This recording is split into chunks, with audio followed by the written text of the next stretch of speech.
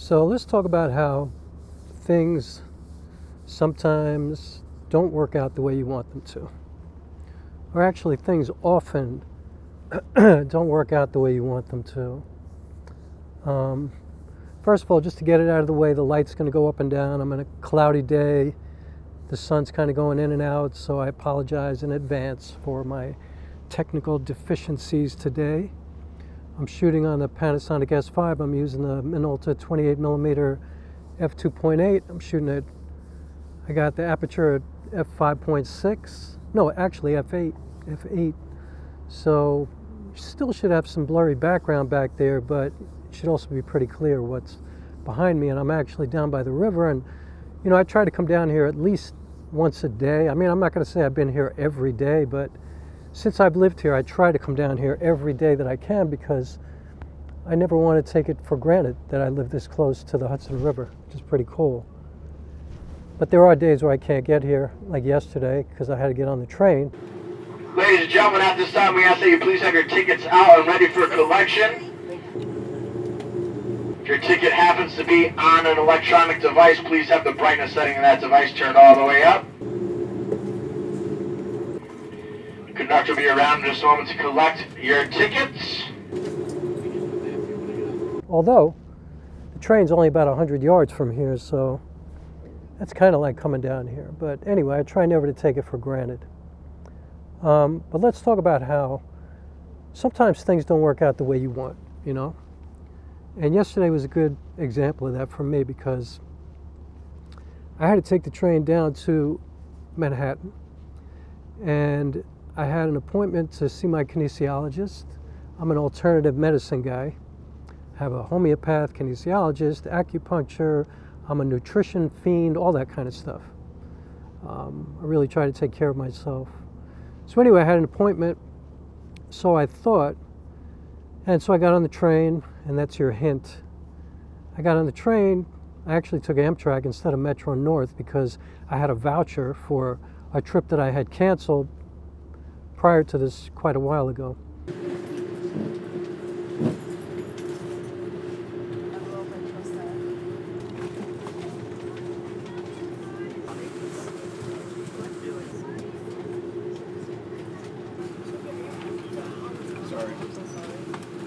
So anyway, I go downtown and I look at my phone, my calendar on my phone, and I'm not going to get into the whole thing, but to make a very long story short, this was an appointment that I had to reschedule, and for some reason I thought it was October 10th, but it was October 30th. And so, yeah, I traveled about an hour and 20 minutes on the train. No appointment. Spent all that money. Wound up buying a bagel at the train station. It was the worst bagel in the history of the world, even though it was an H&H bagel outlet. But at the train station by the Moynihan Center, don't buy a bagel there. It sucked.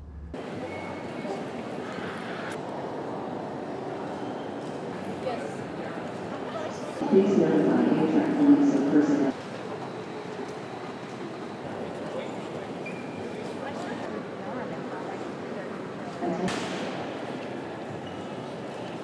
It's terrible. I did get a good green juice, so that's okay. But anyway, I went back to the Amtrak window. I tried to get an earlier trip back home up here, and they were trying to get me to pay like an extra 30, 40 bucks because I had used a voucher, and they wouldn't honor it. So I was stuck for like 4 hours with nothing to do, you know, nothing in particular. And, you know, there's really nobody for me to call. People were working. I didn't even want to call anybody. You know, I didn't want to be like, hey, I'm here, I'm stuck, come hang out with me. Like, I was just kind of disgusted with myself that I had done something so stupid like that. And I had a lot of things to do at home that I could have done, so it didn't work out very well. And so I did nothing for a while, which, and you know, I had my camera with me, I had everything with me, but I was just kind of in a bad headspace. But then I thought, stop it. What are you doing? You know, you're healthy, you're here, you're in the middle of New York City, you know, like, do something. So I pulled out the camera and I just started to shoot.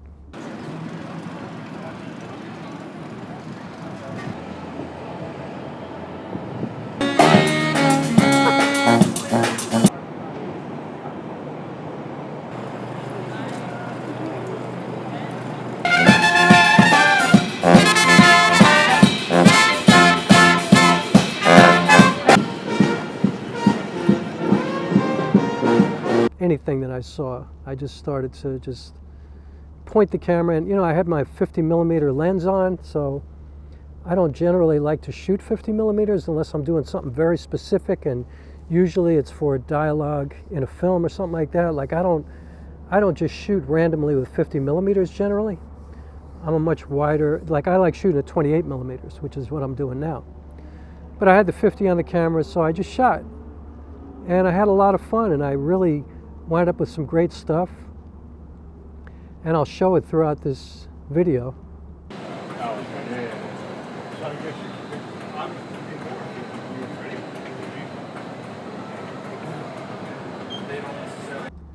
But it also occurred to me last night when I thought about this, and actually when I was taking the train home, still feeling kind of stupid, I thought, this is like life is like this, you know what I mean? Like things generally don't work out the way you plan for them to work out, like as much as you might be organized and as much as you might have a very definitive plan about how to go about things, and you might have goals and you might have steps that you need to take to get to that goal, very often life has other plans for you and things happen and you have to adjust.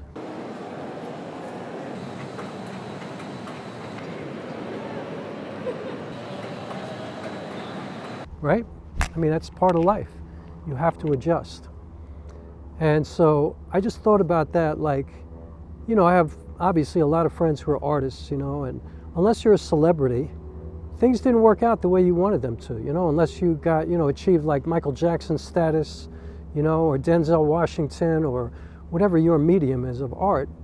Unless you got to that point, no matter what you say, it didn't work out the way you wanted it to, because that's, everybody wants to get to the best place for whatever they're doing, right? And, I know you could say, oh, I just want to work, I just want to earn a living. You lying. Like, you want to achieve some kind of superstar status because that means that the work that you're doing is great work. Not really, but to most people that's what it means. We know that that's not what it means, but and that's I guess my point.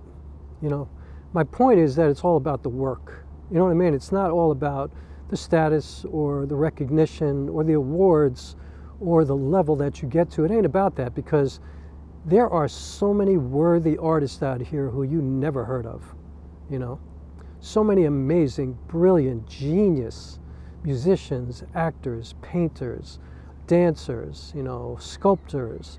There are so many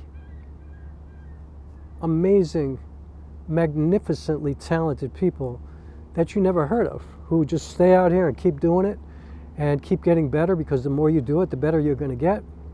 And I think that that's something to be really respected, but also something to be appreciated by the artists themselves, because I know for myself, I really enjoy the process. I enjoy the learning, I enjoy the experience that we get, I enjoy everything that happens along the way.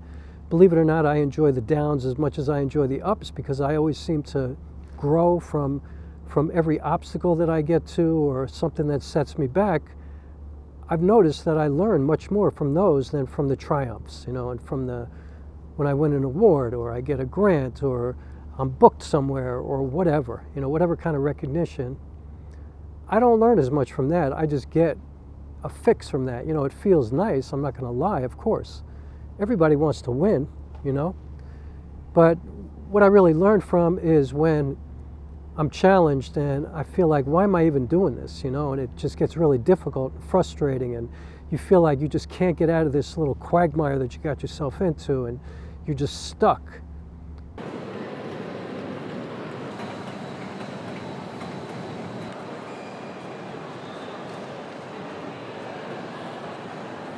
And then if you stick with it, you always find a way to get past that, and that's what you really learn from. And so I think the lesson is, because as you say, I got some beautiful footage yesterday, and I got some really interesting footage too, because I was messing around with light, low light, and I was on the train, and I was messing around with my aperture, and there are restrooms and trash receptacles located in each and every single car.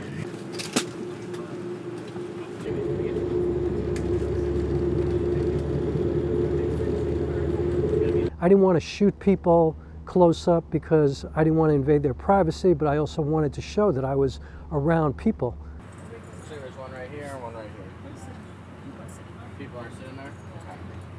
So I used yesterday's frustration, and I was pretty angry at myself, of course.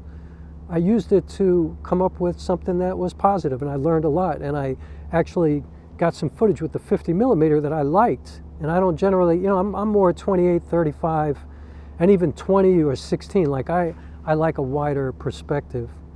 Like I said, unless I'm doing some really intimate dialogue in a film, then I do like that really close look. But generally, when I'm just shooting environmentally or on the street or in a place like this, I like it to be wider because because I believe that that's how you tell the story. Like if you just shoot, you know, a lamp, you know, a street lamp or a bridge or something like that, and you don't include everything around it, you know, it's kind of like a portrait. Like it's a nice picture, but what's the story? Like where were you? What was going on? What's the point of showing me the picture? Anybody could go online and find a beautiful picture of a street lamp or, you know, a bridge or a river or whatever. Like anybody could find that. But sometimes there's a story behind what you're showing, and I think it's a good idea to include that. So I digress. I think it's really important to understand that it's all about the journey, and I know that's a cliche, and I know it sounds trite, and I know there's a lot of people telling me to shut the fuck up right now, but I'm just saying that that's the truth. You know, that's genuine, that's real. You know, the harder it is, the better it is sometimes. You know, the more difficult it is, the more valuable it is. The more obstacles, the greater the race is, you know what I mean? Like the more you're going to get out of it, the more you're going to achieve, really, because you're going to accumulate this knowledge and this resilience and this strength. And I say resilience, I was just talking to a friend of mine about resilience and how we're kind of tired about hearing about how it's great to be resilient because nobody should have to be resilient. However, I do believe that resilience does breed a certain strength and a certain stick-to-itiveness that is necessary to get through the inevitability of challenges that come in your life, no matter what you're doing, whether you're an artist or just, you know, working a regular job, or unless you're a professional of some kind, a doctor, a lawyer, whatever, it doesn't matter what you're doing. There are going to be obstacles. You might get sick. There might be traffic, there might be an accident, you know, whatever. You have no idea. The electricity might go out, you know. There are obstacles in life all the time. And getting through them is, in my opinion, incredibly valuable and something that I embrace and look forward to. I don't like it. I don't want any obstacles. Nobody does. But when they come, and after I get over the initial, like, damn, I just kind of feel like, all right, okay, I'll be more prepared for other things in the future now, because damned if I'm not going to figure out a way to get past this, to get done what I need to get done, what I plan to do. So yesterday wound up being a beautiful day, even though it was kind of dumb of me and I'm a little embarrassed about it, but you know, last week I had an accident, knocked out a tooth, screwed up my eye, all kinds of stuff, but now I have a tooth that looks better. You know, it looks like I had real work done, when in fact I just had something put back in that was there, a Maryland bridge that was there for years, because I lost a tooth playing football a long time ago, and I guess over a long period of time it started to slip, and now it looks great. So through that kind of obstacle came something really positive and came something great. Yesterday, the same thing. For my friends who are frustrated with their work and their art and their lack of recognition, I know that they are incredibly gifted artists who are doing, you know, like mind-bending work, in large part because of what they've had to deal with, what they have to write about, the strength and the, you know, the ability that they've had to kind of acquire to get around things, or sometimes to plow right through, you know. But whether you're going around or you're going through, you still have to try to get to the destination that you set out to get to. So I think it's all good. You know, things don't always work out the way you plan, but don't let that discourage you to the point of stopping, because, you know, life is about continuing to move. And I really believe that, you know, especially the older you get, the more opportunities you're going to have to stop. And the more often you stop, the harder it is to get started again. And perhaps the most important lesson in life, in my opinion, is to keep moving.